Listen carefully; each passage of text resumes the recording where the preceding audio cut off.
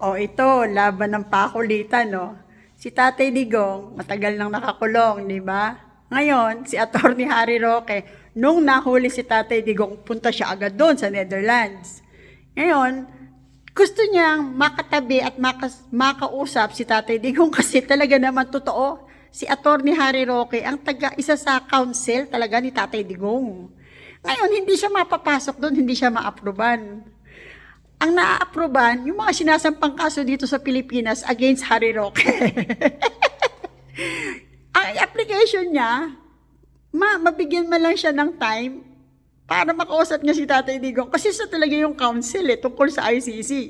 Sige nga, sino mananalo sa kulitan, Yung nangungulit na mga taga-Pilipinas na gustong pauwiin si Attorney Harry Roque dito para ikulong. Para ikasuhan, para idemanda. Kasi di ba, idinimanda na. O yung kakulitan ni Attorney Harry Roque kaya ipakinggan ng ICC para makausap niya si Tatay Digong. Alin ang mauuna, Sige nga, abangan natin.